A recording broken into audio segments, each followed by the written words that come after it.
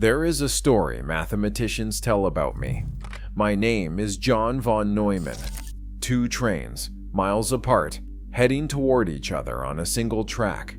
A fly flies between them, faster than either train. When the trains collide, how far has the fly flown? There is a trick to this puzzle. You ignore the fly's path. You just calculate the time until the trains meet and multiply. I never used the trick. I summed the infinite series of the fly's journey. In my head, in a few seconds, someone asked me, "You saw the trick, didn't you?" I said, "What trick?" That is who I was. That is how my mind worked. I had calculated the shape of the bomb that ended a war. I had designed the architecture of every computer you have ever touched. By the time I was 45 years old, I thought I had seen every kind of mind that mathematics could produce. Then, on an afternoon in 1949, a 21-year-old boy walked into my office at Princeton. His name was John Nash. He held a paper in his hand. He asked me to read it. What he had just proved would, 50 years later, be running every market on Earth, every election, every silent room of polite people who all want the same thing and none of whom will speak first. He had built a cage made of mathematics. I told him it was trivial. I was lying. And I, the man who could sum infinite series in his head, was inside his cage. I have spent the rest of my life thinking about what he saw. And I think I finally understand. Let me take you back to that day. Let me tell you what 27 pages of mathematics looked like to a man who had written 600. My own book on game theory had filled 600 pages. The Manhattan Project had filled rooms with calculations. A real proof, a real, important proof, was a building. What he held was a draft. The final thesis would be 27 pages. 27 pages was a confession. I read it anyway. What I saw was a fixed-point theorem from topology, applied to a new question. It was elegant, it was correct, and it was small. I told him, "That is trivial, you know. It is just a fixed-point theorem." He did not argue. He thanked me. He took his paper back, and he left my office. He never approached me again.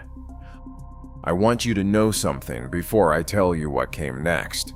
I had seen many young men come into my office. I had dismissed many of them. But this one I would think about for the rest of my life. I lied to him. I knew, even as I spoke, that he had just asked the question I had spent my career circling around without seeing it. I had described what happens when two players play a game. He had described what happens when everyone, everywhere, is playing a game at the same time. I dismissed him because I was tired. I had a war and a bomb and a computer behind me. I did not want a boy of 21 to walk into my office and make my work suddenly feel small. It was the worst judgment of my life. Let me tell you what I know about his life. He was born in 1928 in Bluefield, West Virginia.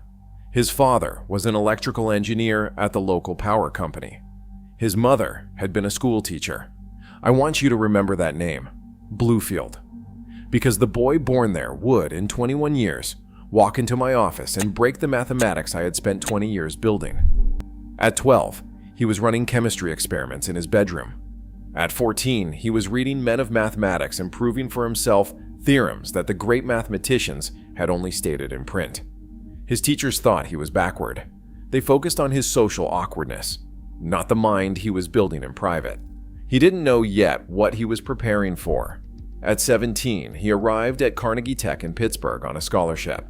He enrolled in chemical engineering, hoping to follow his father into a technical career. But he struggled with mechanical drawing in the laboratory. The mathematics he could do without anyone's help. He earned a bachelor's and a master's in 3 years. His former advisor, Richard Duffin, wrote him a letter of recommendation to Princeton. 3 sentences. It mattered for one of them.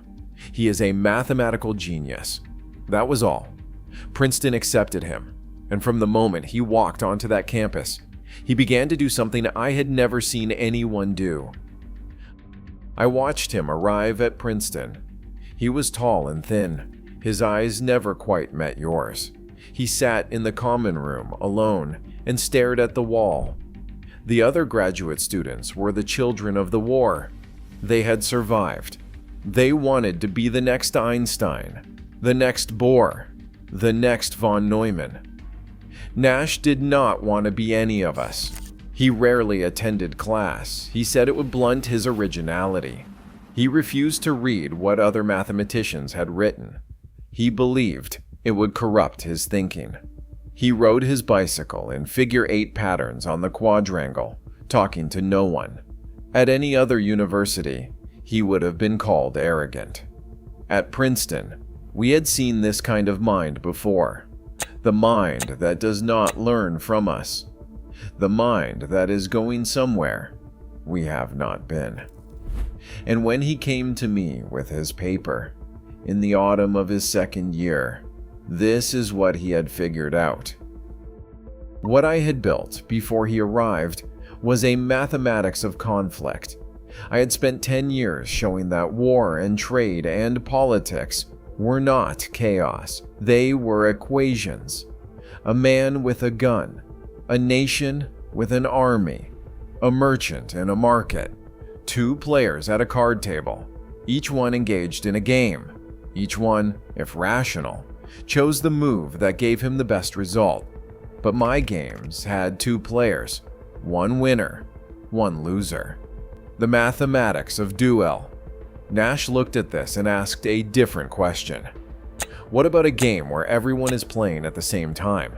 Not 2 players, 10, 100, 1,000,000, where my best move depends on what you do, and yours depends on mine, and we are all calculating each other's calculations at once.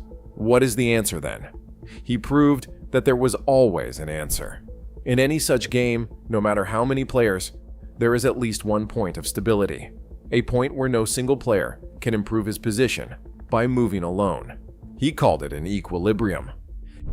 And the cruelty of his proof was not in its length. The cruelty was this. Equilibrium does not mean happiness. Equilibrium does not mean fairness. Equilibrium means only that everyone is so afraid of moving alone that no one moves at all. Nash had not described a game. He had described a trap. I have lived inside calculations my whole life. Calculation was as natural to me as breathing. I never thought of those calculations as a kind of cage. Nash showed me they were, and the trap he described would outlive both of us. If you have ever sat in a room where everyone was watching everyone else, waiting for someone to move first, you have already lived inside it. We all have. What came after the proof was where I had to throw out everything I thought I knew about the human mind. The man who had proved that rational players can build invisible cages around themselves began, some years after our meeting, to perceive cages around his own life. He saw signals in the newspaper. He saw conspiracies in ordinary phone calls. He believed that messages were being sent to him in code by agencies that did not exist. I died in 1957, before the worst of it. So what comes next? I tell you from beyond my own life. I will tell you what I believe. The doctors who later treated him used words like paranoid schizophrenia. Those words are clinical. They are accurate. They are not the whole story. I do not believe his mathematics caused his illness. The illness would have come regardless.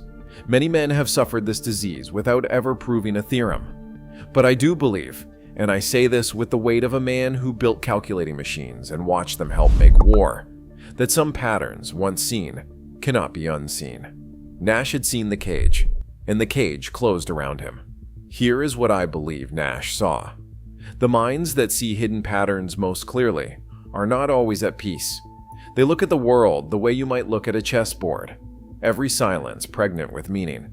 Every gesture part of a larger calculation. For most of us, this is a tool we can put down. For some, the pattern does not stop. Nash had spent his adult life learning to see these patterns. By 30, his brain had become a pattern recognition machine he could not turn off. any more than I could stop summing infinite series. The mathematics he had given the world was, in the end, a description of his own mind.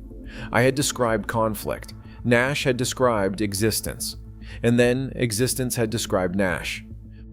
For more than 2 decades, John Nash wandered the campus of Princeton. The students called him the Phantom. He left equations on blackboards in empty classrooms at night. No one signed them. The handwriting was always the same.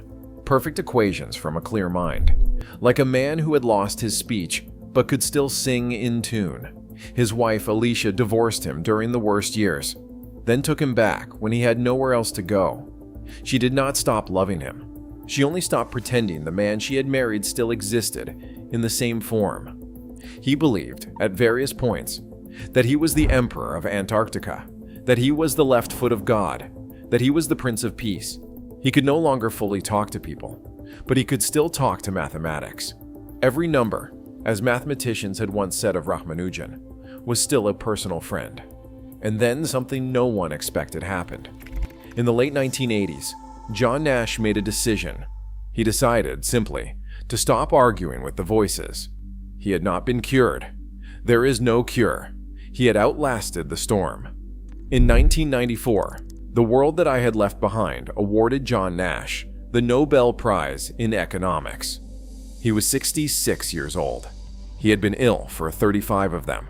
He did not speak at the ceremony. Harshignier spoke for the 3 of them. But in his Nobel autobiography and in interviews afterward, Nash said it slowly and clearly. He had begun to recover. The voices were quieter, and the work he had done in the months after I called his proof trivial had quietly become the foundation of how the modern world thinks about itself. Years later, biologists discovered that animals follow Nash equilibrium without knowing the math: predator and prey, cooperation and competition. Nature had been running his equations for as long as there had been creatures who needed to choose. The world ran on John Nash's equilibrium. The cage I had described to you in the opening of this story. He had given it a name and a proof, and the world would never look the same way again. It was always there. He only proved it. I have asked myself, for what remains of my life, how he saw it. How a boy from a small town in West Virginia, working alone, walked into my office and put a paper on my desk that contained the architecture of the next century. I do not fully know how, but I know what. The cage Nash described is the shape of every human life. Markets, marriages, careers, the silent rooms where everyone is watching everyone else. He proved it mathematically. Then he was forced to live inside the same cage in a different form, made not of game theory, but of his own mind. The man who saw the trap most clearly was caught inside it most deeply. That is what I finally understand. Nash called it equilibrium. I would have called it a cage, but we are talking about the same thing.